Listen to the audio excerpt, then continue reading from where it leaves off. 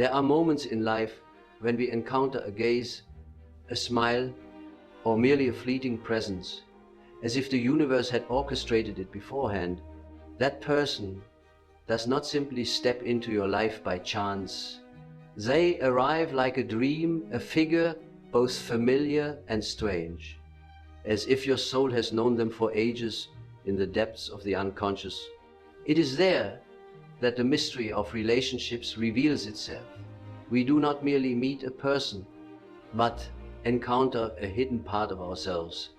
Reflected through them, the universe does not send us the right person to save us, but to awaken us.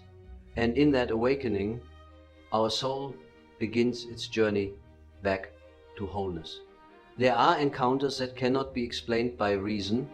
A person enters your life, sometimes with just a glance, a brief word, but leaves an aftershock, as if a star has fallen into the lake of your soul.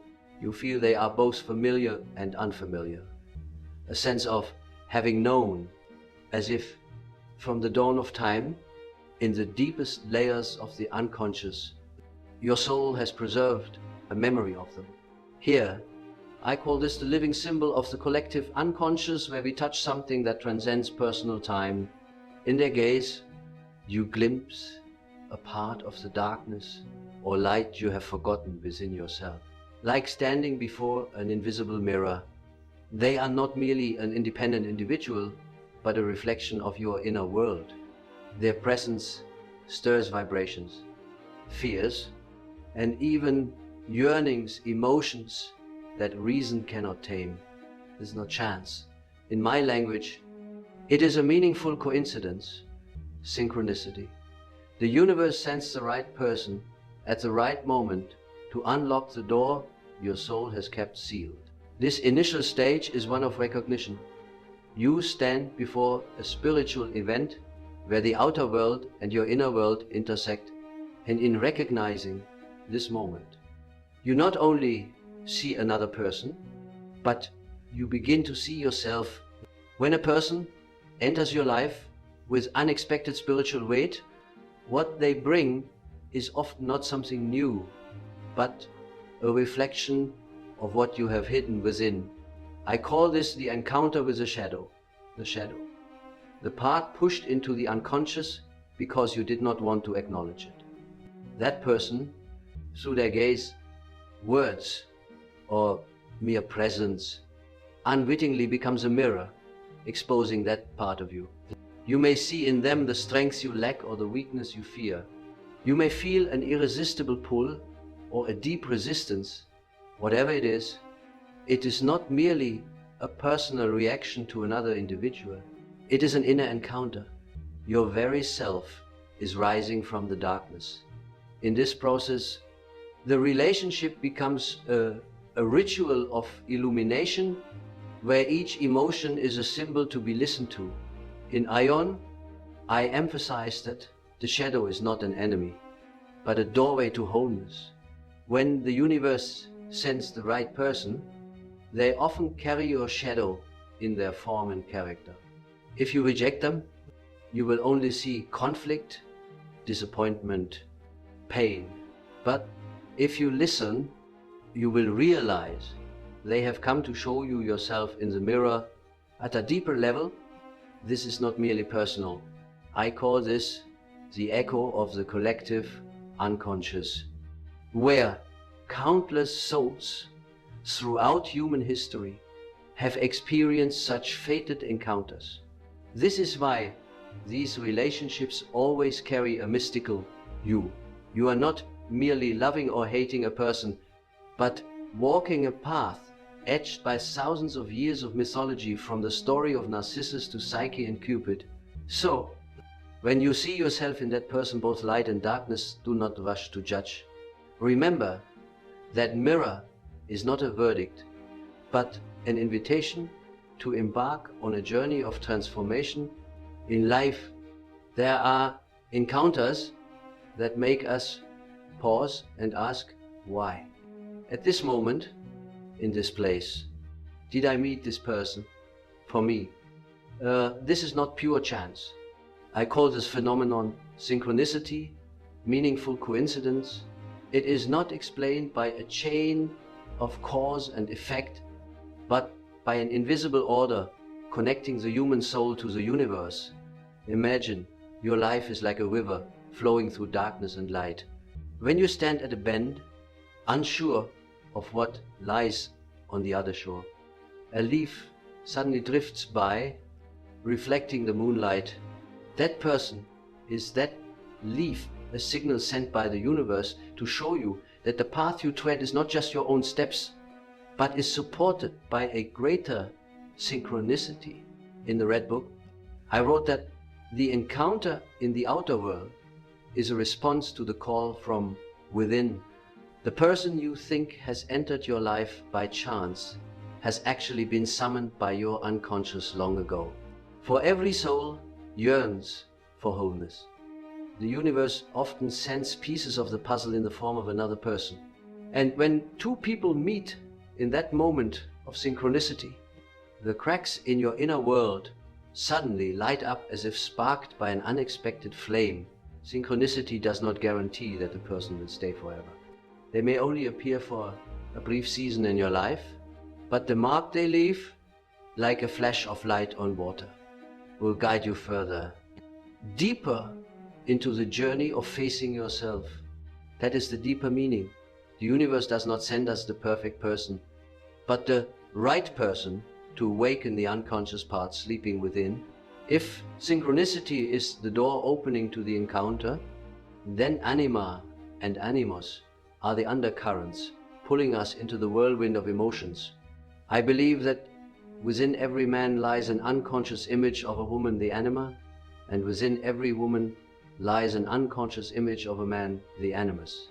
When the universe sends the right person, they often bear the form closest to the archetype of the anima or animus hidden deep within our soul. This explains why we may feel intensely drawn even to someone we barely know, or why a fleeting encounter can feel etched like fate. You are not merely meeting a flesh and blood individual, you are meeting an archetype of yourself, and that archetype has the power to shake your entire inner world, for it does not belong solely to you, but to the collective unconscious, a spiritual heritage shared by humanity. In Greek mythology, Psyche only found herself after meeting and loving Cupid, but that love was also fraught with trials. For the anima, animus brings not only light but also darkness. The right person does not come to grant eternal peace, but to stir inner conflict, to teach us reconciliation. We often idealize them, casting them as saviors, only to be disillusioned when we see their limitations. But in that moment of disillusionment, we are invited to look within. What in me gave them that power? What in me needs reconciliation? In Archetypes and the Collective Unconscious, I emphasized that the journey of love is truly an inner journey. The other person is merely a mirror reflecting the anima, animus, while wholeness must be found within ourselves. So, when the universe sends the right person, do not only ask, what have they come to do? But ask, what have I seen in myself through them? The person the universe sends often does not bring a key to instant peace. On the contrary, they often open the door to challenges, wounds, and even suffering. Why? Because, in my view, the process of individuation, the journey to wholeness, cannot occur without conflict and confrontation with the shadow. Look back at the relationships that brought you tears. Was it not through them that you discovered your strengths, your depths, or were forced to turn inward and listen to your soul? The right person is not always the one who makes you happy. Rather, they are the one who reveals your cracks, so that light may flood in. In Ion, I wrote, no light exists without darkness. As its counterweight, love or a fated relationship is the same. It brings a collision between ideals and reality, between the luminous image of the animus and the flesh and blood person. It is disillusionment, the pain of disappointment. That becomes the challenge, forcing you to realize the idealized part belongs to you, not them. And in that moment, you are given the chance to reclaim the soul fragments projected outward. In mythology, the hero's journey always passes through the abyss. Orpheus lost Eurydice. Psyche endured harsh trials to reunite with Cupid. Suffering in relationships, therefore, is not punishment, but a ritual of transformation. The other person, even if they bring tears, remains a messenger of the unconscious, showing you where you need healing. So, when the universe sends the right person, do not expect a path strewn with roses. Embrace the thorns, for they are what here? Open your heart, teaching it to love not only others, but also yourself. Suffering here is not an end, but a passage through a door to wholeness. After the storm of challenges and the wounds left behind, an unexpected moment may occur. A stillness, a light rising from within, not given by the other person, but found within yourself. I call this the reconciliation with the self, the center of the soul's wholeness. In relationships deemed fated, we often experience 3 layers: infatuation, disillusionment, and finally, illumination. Infatuation opens your heart, disillusionment forces you to face the darkness, and illumination leads you to the center of yourself. The right person does not come to fill you, but to guide you back to the self, the true I, beyond the ego. Imagine, when you are still at the ego's level, you cling to the other person for validation, fear losing them, see them as your source of life. But when projection and disillusionment have occurred, you realize that everything you attributed to them was actually yours. In that moment, a new freedom emerges. You can love without dependence, connect without losing yourself. In the Red Book, I describe dialogues with inner figures, where I understood that light does not come from fleeing darkness, but from embracing it within the arms of consciousness. Likewise, in love, light does not come from finding the right person to erase fear, but from accepting that fear itself is part of you. And when you no longer fear facing the darkness, the self, the sacred center, shines like the sun after a long night. A relationship, in its deepest sense, is an alchemical ritual. 2 souls meet like 2 raw materials. Through friction, conflict, and reconciliation, the self is forged. Suffering is the fire, love is the vessel, and the self-wholeness is the pure gold crystallized after the trials. Thus, reconciliation is not first with the other person, but with yourself, accepting the fragments, the darkness, and letting them merge with the light. Then you no longer see the other as merely the right person, but realize that every relationship can become the right one if you see it through the eyes of the self. After all the encounters, challenges, and suffering, we realize that the greatest gift a relationship brings is not sweet happiness, nor merely bitter pain, but the opportunity to return to ourselves. This is the destination I call individuation, the process by which the soul becomes whole, transcending the divisions of ego, shadow, anima, animus, and converging in the center of the self. In a sense, the right person is not necessarily the one who will stay with you forever, though that may happen, but the one who brings you to the threshold of your own soul. They are the awakener, the mirror, the messenger, and after their role is fulfilled, they may stay or leave. What matters is not them, but who you have become after the journey. In psychological types, I once noted, we are not shaped by what we wish to become, but by what we cannot avoid facing. The person who enters your life in that mysterious way is the embodiment of what you cannot avoid. And in that collision, your soul is forced to grow, forced to reconcile. Individuation is not a permanent state of peace, but a constant flow of awareness. Every relationship, whether brief or enduring, is a segment of this path.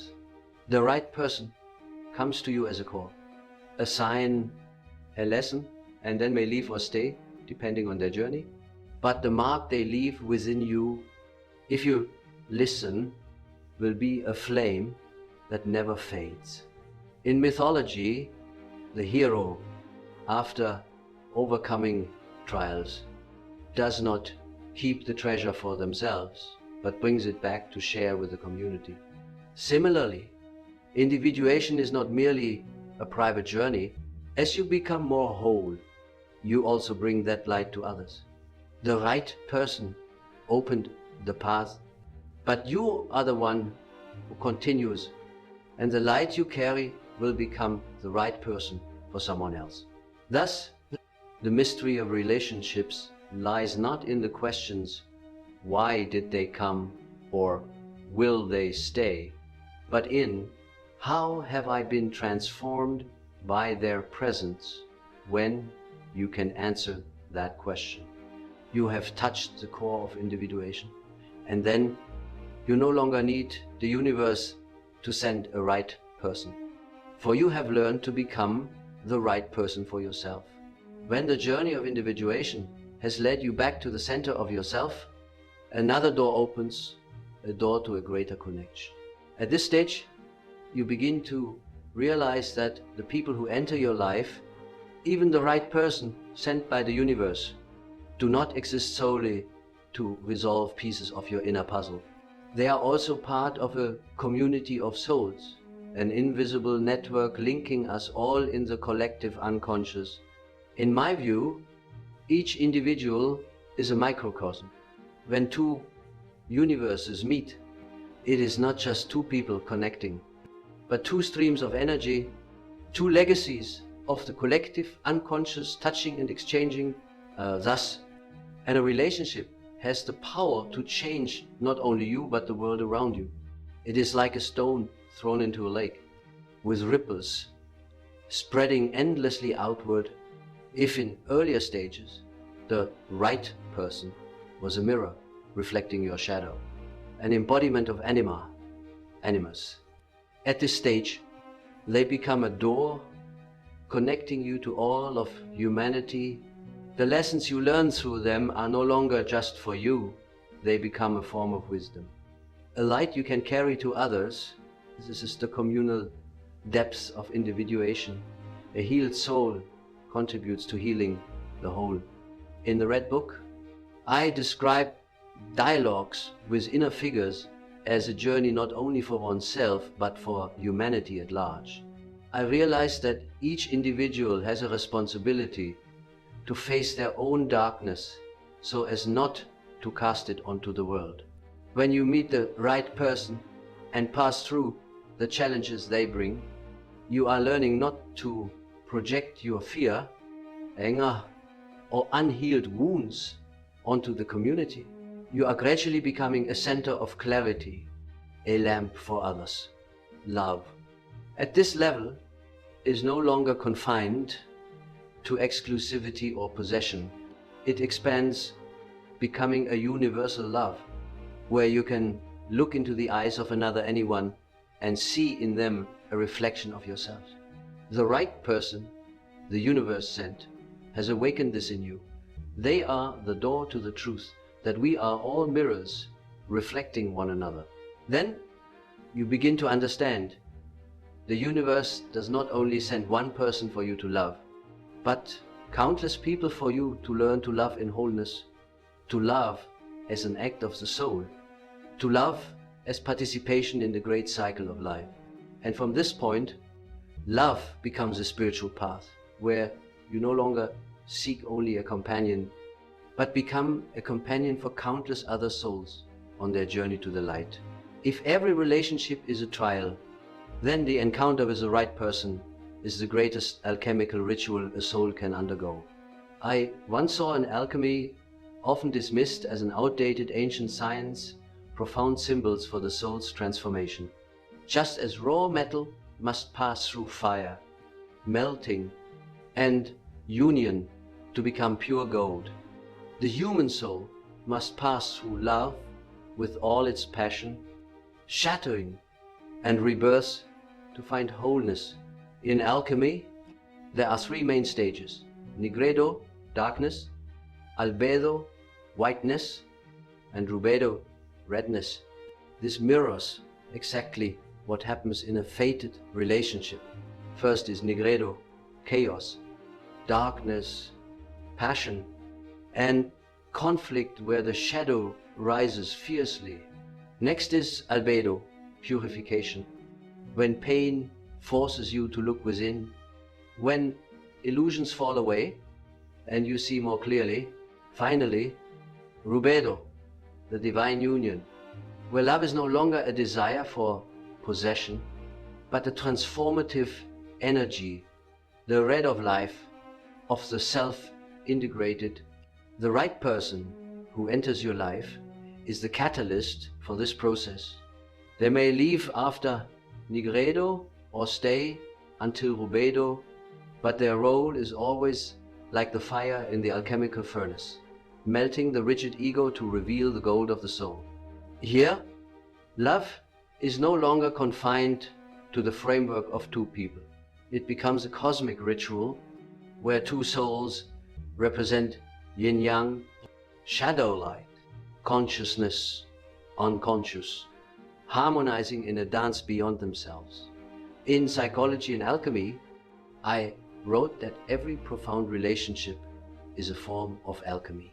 No one enters and remains unchanged. You are either broken or transformed, but that transformation is the ultimate gift. The other person, through love or pain, becomes a teacher, a guide, and a mirror. And when this alchemical process is complete, you realize that love is no longer just a matter of two hearts. It is a symbol of cosmic union, where two opposites find unity. That is the great mystery the universe whispers to you through the right person. Love is not a destination, but the great furnace of the soul